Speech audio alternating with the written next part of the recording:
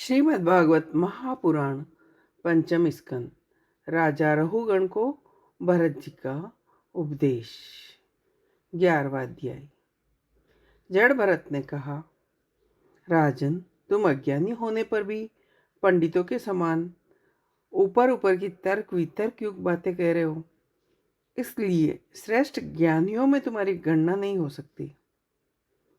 तत्व ज्ञानी पुरुष इस अविचार सिद्ध स्वामी सेवक आदि व्यवहार को तत्व विचार के समय सत्य रूप से स्वीकार नहीं करते।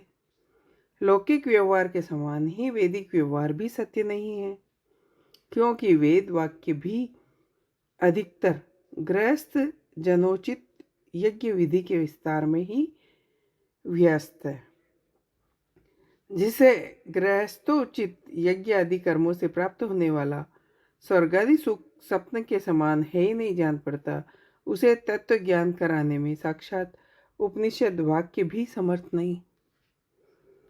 यह मन वासनामय विषय आसक्त गुणों से प्रेरित विकारी और भूत एवं इंद्रिय रूप 16 कलाओं में मुख्य है। यह माया मन संसार चक्र में चलने वाला है।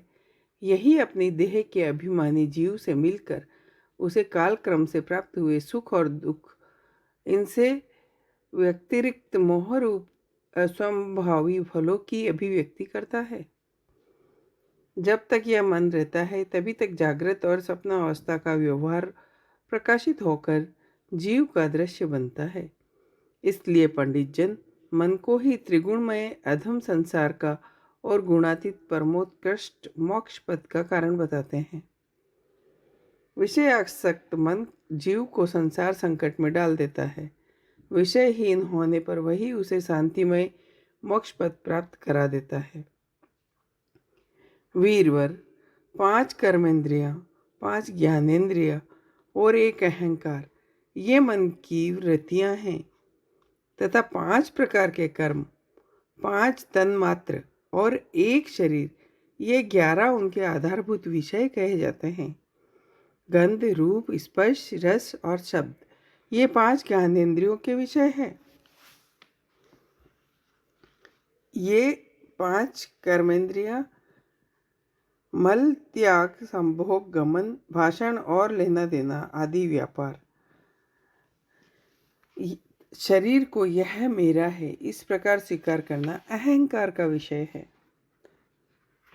कुछ लोग अहंकार को मन की 12वीं वृत्ति और उसके आश्रय शरीर को 12वां विषय मानते हैं। ये मन की 11 वृत्तियां स्वभाव, आशय, कर्म, संस्कार और काल के द्वारा सैकड़ों हजारों करोड़ों भेदों में परिणित हो जाती है, किंतु इसकी सत्ता क्षेत्रज्ञ आत्मा की सत्ता से ही है, स्वतः या परस्पर मिलकर नहीं है। ऐसा होने पर भी मन से क्षेत्रज्ञ का कोई संबंध नहीं है। यह तो जीव की ही माया निर्मित उपाधि है। यह प्राय संसार बंधन में डालने वाले अविशुद्ध कर्मों में ही प्रवृत्त रहता है। इसकी उपयुक्त वृत्तियां प्रवाह रूप से नित्य ही रहती है। जागृत और स्वप्न के समय वे प्रकट हो जाती है। इन दोनों ही अवस्था में क्षेत्रज्ञ जो विशुद्ध चिन्ह मात्र है, मन की इन वृत्तियों को साक्षी रूप से देखता रहता है।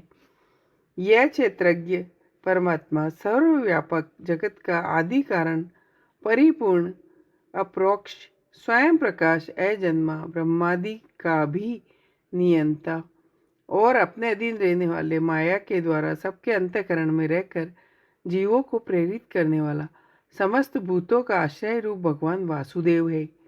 जिस प्रकार वायु संपूर्ण स्थावर जंगम प्राणियों में प्राण रूप से प्रविष्ट होकर उन्हें प्रेरित करती है, उसी प्रकार वह परमेश्वर भगवान वासुदेव सर्वसाक्षी आत्मस्वरूप से इस संपूर्ण प्रपंच में ओतप्रोत है।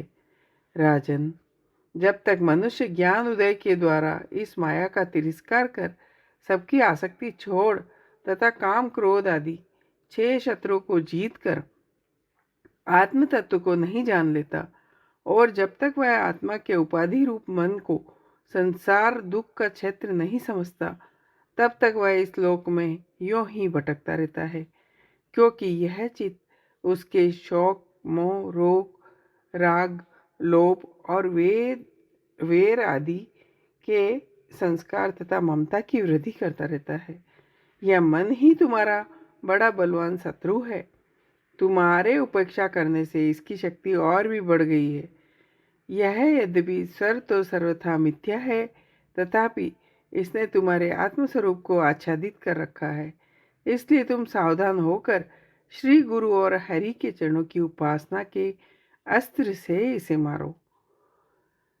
इति श्रीमद्भागवत महापुराण परमहंसाय संहिताय पंचम स्कंद ब्राह्मण रहुगण संवाद 11वां अध्याय। जय हो। श्रीमद्